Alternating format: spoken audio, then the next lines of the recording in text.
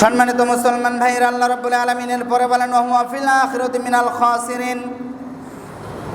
আল্লাহ রাব্বুল আলামিন বলেন, আর সেই ব্যক্তি আখিরাতে ক্ষতিগ্রস্তদের অন্তর্ভুক্ত হবে যারা ইসলাম বাদ দিয়ে অন্য কিছুকে নিজের জীবন আদর্শ হিসাবে মেনে নেবে। এই ব্যক্তিরা কিয়ামতের দিন যারা ক্ষতিগ্রস্ত মানুষ, ওই ক্ষতিগ্রস্ত মানুষদের অন্তর্ভুক্ত হয়ে যাবে। এরপরে হলো ইসলাম একটি পরিপূর্ণ জীবন ব্যবস্থা। ইসলামটা কি? পরিপূর্ণ জীবন ব্যবস্থা। আচ্ছা, আপনারা বলেন তো, আমার জীবনে যা কিছু প্রয়োজন ইসলাম কিছু অংশ দিয়েছে আর কিছু অংশ বাদ রেখেছে। আসলে কি বিষয়টা এমন, না পরিপূর্ণ দিয়েছে? আপনারা কথা বুঝতেছেন? আমার জীবনে যা কিছু প্রয়োজন ইসলামকে আমাকে সম্পূর্ণটাই দিয়েছে, নাকি কিছু দিয়েছে কিছু বাদ রেখেছে? সব কিছুই দিয়েছে। আল্লাহ রাব্বুল আলামিন সূরাতুল মাইদা ৩ নম্বর আয়াতে কারিমার মধ্যে বলেন, আল ইয়াউমা আকমালতু লাকুম দীনাকুম ওয়া আতমামতু আলাইকুম নি'মাতি ওয়া রাদিতু লাকুমুল ইসলাম দীনা। আল্লাহ রাব্বুল আলামিন বলেন, আল ইয়াউমা আকমালতু লাকুম দীনাকুম ওয়া আতমামতু আলাইকুম।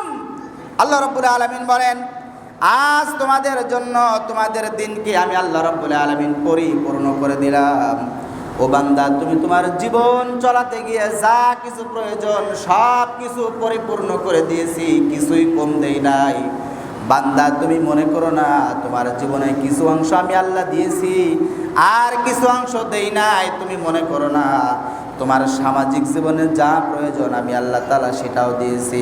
তোমার রাজনৈতিক জীবন চলাতে গিয়ে যা কিছু প্রয়োজন আমি আল্লাহ দিয়েছি। তোমার শিক্ষানীতির মধ্যে যা কিছু প্রয়োজন আমি আল্লাহ দিয়েছি। চিকিৎসা নীতিতে যা কিছু প্রয়োজন দিয়েছি। বিজ্ঞানময় জীবন যদি তুমি গঠন করতে চাও আমি আল্লাহ পাক রব্বুল আলামিন সেটাও তোমাদের জন্য পরিপূর্ণ করে দিয়েছি। সব দিয়েছি, বাদ তো আমি বান্দা রাখি নাই। তোমাদের জীবনে যা কিছু প্রয়োজন সব দিয়েছি। তোমাদের দিন ইসলামকে আমি আল্লাহ তাআলা পরিপূর্ণ করে দিয়েছি। এর মধ্যে থেকে বিন্দু পরিমাণ সরিষা ঢোকানোর কোনো অবস্থা নাই, আবার বের করারও কোনো অবস্থা নাই। তুমি মনে করো না যে যা প্রয়োজন তা কিছু দিয়েছি কিছু দেই নাই, এমনটা কিন্তু না। যা কিছু প্রয়োজন আমি আল্লাহ তাআলা সব দিয়েছি, একদম পরিপূর্ণ করে দিয়েছি। কিন্তু আমরা কি করি? ইসলামের কিছু অংশ মানি আর কিছু অংশ বাদ দেই। ঠিক না ভাই? কথা কন না ভাই? রাগ করতেছেন আপনারা? একটু আওয়াজ দিবেন, তাহলে কথা বলে আরাম পাওয়া যায়। আমরা ইসলাম কিছু অংশ মানি আর কিছু অংশ বাদ রাখি। কিভাবে? আমাদের জীবনের সাথে ইসলাম যতটুকু মেলে, আমাদের জীবন চলাতে গিয়ে ইসলামের সঙ্গে যতটুকু মেলে এতটুকুন পর্যন্ত ঠিক আছে আমরা পালন করি। কিন্তু যতটুকুন মেলে না এইগুলো আমরা আর পালন করি না। আমরা মনে করি এইরকমই হয়তো বা সিস্টেম, কিন্তু আসলে কি তাই ভাই? আসলে কি তাই? আসলে তাই নয়। এইটা মনে করার একটাই মাত্র কারণ, সেটা হলো আমরা কোরআন হাদিস থেকে অনেক দূরে সরে আছি, অনেক দূরে। আলেম ওলামা থেকে অনেক দূরে, নামাজি ব্যক্তিদের থেকে অনেক দূরে সরে আছি আমরা। যখন কোরআন হাদিসের সংস্পর্শে আসব, আলেম ওলামাদের সংস্পর্শে আসব, তখন আমরা বুঝবো যে না, আসলে আমার জীবনে যতটুকু ইসলাম মেলে অতটুকু নয়। ইসলামে যতটুকু আছে আমার জীবনটা ততটুকুনি মিলাতে হবে। আমার জীবন অনুযায়ী ইসলাম চলবে না, ইসলাম অনুযায়ী আমার জীবনটা পরিচালনা করতে হবে। কথা বলেন ঠিক কিনা? দুই একজন ঠিক বললেন, আর বাকিগুলো ভাই?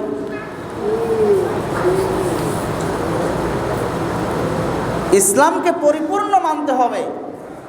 ইসলাম অনুযায়ী আমার জীবন চলবে, আমার জীবন অনুযায়ী ইসলাম চলবে না।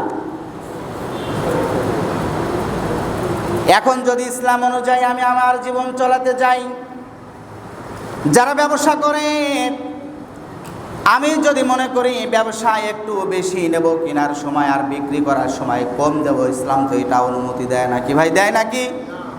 দেয়? দেয় না। তাহলে ইসলাম বলে সঠিকভাবে পরিপূর্ণভাবে তুমি মেপে নাও এবং মেপে দাও। কোনোভাবেই কম দেওয়া এবং বেশি নেওয়ার কোনো সিস্টেম তো ইসলামে অনুমতি দেয় না। যেমন গত জুমায় আমি বলেছিলাম, ইসলামটা যদি পরিপূর্ণভাবে পালন করি তাহলে দুনিয়াতেও শান্তি, আখিরাতেও মুক্তি। কেন? তার বাস্তব প্রমাণ হলো, যখন আমি ইসলাম অনুযায়ী আমার জীবন পরিচালনা করতে যাব, আর ব্যবসা আল্লাহ তাআলা হালাল করেছে, আর এই হালাল ব্যবসা করতে গিয়া যখন আমি ইসলাম অনুযায়ী, ইসলামী আইন অনুযায়ী যখন আমি ব্যবসা বাণিজ্য করব, তখন আমি ইচ্ছা করলে কাউকে 10 টাকা ঠকাইতে পারবো না। কারোর কাছ থেকে কারোকে ঠকাইয়া আমি 2টি টাকাও আমি বেশি নিতে পারবো না। আর যখন কোনো ব্যক্তিকে ঠকাইয়া 2টা টাকা 10টা টাকা বেশি ইনকাম করতে যাব, ওই টাকাটাই হারাম যিনি করে দিবেন তিনি কে?